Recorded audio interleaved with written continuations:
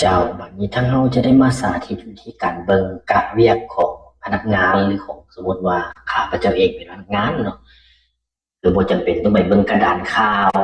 ที่เพิ่นติดเจียหรือขอทางหัวหน้าหรือทางฝ่ายบุคลากรพิมพ์มาให้เป็นมอบหมายมาสามารถเบิ่งเองได้เลยในปฏิทินนี้แต่เบิ่งย้อนหลังได้พร้อมเนาะเบิ่งในอนาคตพร้อมว่าเดือน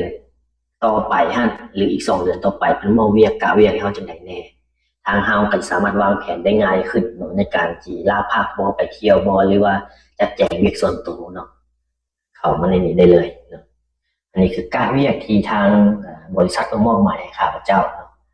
สีเหลืองหันแม่นว่ากะเวียกแต่จักโมงหาจักโมงเนาะสีฟ้ามันจักโมงหาจักโมงสีแดงมันจักโมงหาจักโมง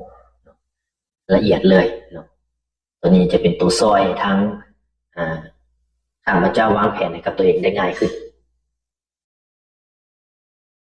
แล้วก็ในนี้ก็จะมีมือพักที่ข้าพเจ้าขอพักอยู่ในนี่ครบถ้วนเลยมันมีอย่างต่างๆอยู่ในนี้ครบถ้วนสมมติว่าถ้าข้าพเจ้าอยากขอมือพักในนี้สามารถขอในนี้ได้ลุกง่ายๆสำหรับตัวปฏิทินหรือแผนการเวียกของเราซึ่งเวลาพนักงานที่เป็นเรียกอยู่บรรดาโรงแรมหรือว่าเป็นธุรกิจบริการเนาะ